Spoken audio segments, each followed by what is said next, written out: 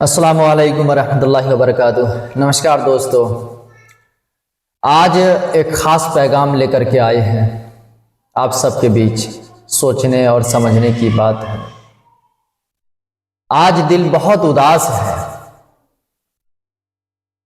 दिल्ली के red fort के पास जो धमाका हुआ है उसने पूरे हिंदुस्तान को हिला कर रख दिया। निर्दोष लोग सिर्फ अपनी रोजी रोटी के तलाश में निकलते थे। एक पल में सब कुछ खत्म हो गया। किसी का बाप चला गया, किसी का बेटा चला गया, किसी की जिंदगी उजड़ गई।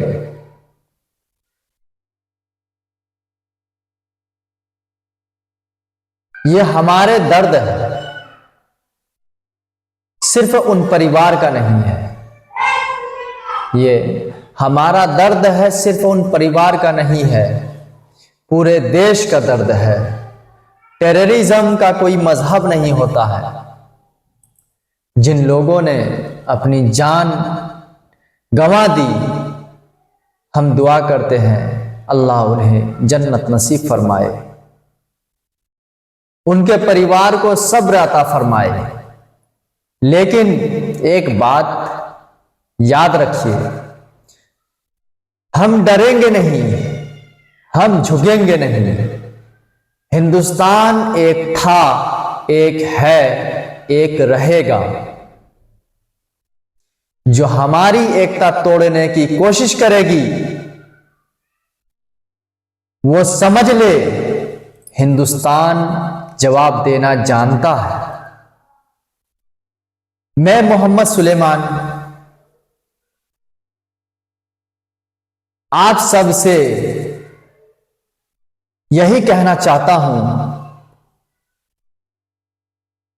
दुआ कीजिए और देश के लिए जागरूक भी रहिए। हर शक, हर संदेश, हर अफवाह मिलकर हम इस देश को अमन और मोहब्बत का देश रखेंगे। लेकिन सोचने और समझने की बात यह है कि आखिर इलेक्शन के वक्त ही इस तरह का पैगाम क्यों होता है? क्या हम लोगों ने कभी इस चीज पर तहकीक की है? जब हमारे देश के प्रधानमंत्री नरेंद्र मोदी साहब इस देश के प्रधानमंत्री नहीं बने थे, उस वक्त उनका कहना था कि सारी चीजें हमारे हाथ में है, सेनाएं हमारे पास है, पूरे देश का कंट्रोल जब हमारे पास आएगा तो फिर टेररिज्म कैसे अंदर आ जाएगा? बात जरा समझने की है। लेकिन आज मतलब उनके कहने का यह था कि कांग्रेस के पास है, लेकिन आज 10 साल से तो किसके पास है देश का हाथ? देश की सेनाएं किसके इशारों पे चलती है? उसके बावजूद भी हम लोग इस चीज को नहीं समझ रहे हैं, नहीं कुछ कह रहे हैं। पुलवामा हमला इलेक्शन के वक्त हो गया। जब भी कोई भी कांड होता है तो वो इलेक्शन का ही वक्त क्यों होता है? उससे पहले या उससे आखिरी में क्यों नहीं होता? उसके बाद क्यों नहीं होता है? क्या इस चीज पर हम लोग गौर किए हैं कभी?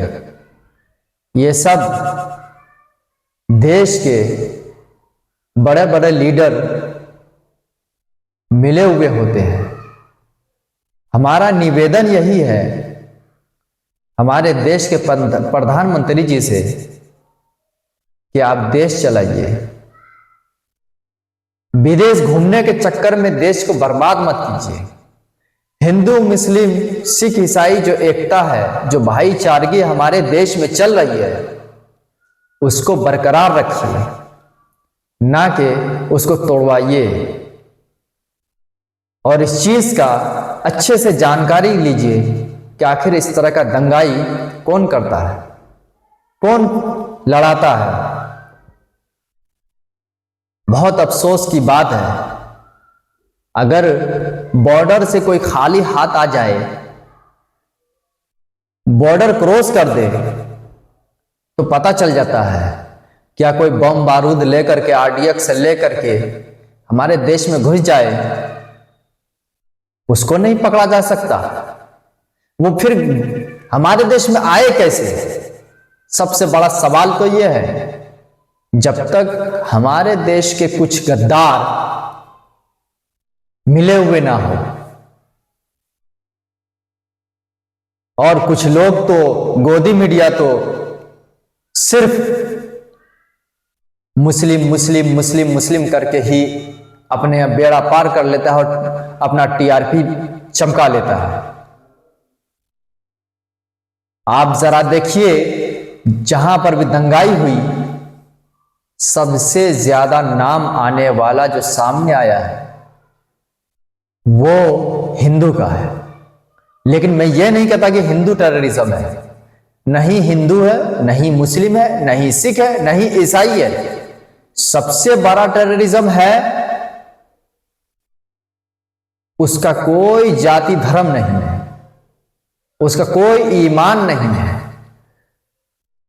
हम अपने देश के प्रधानमंत्री से यही आग्रह करेंगे कि इन सब चीजों पर कंट्रोल करें।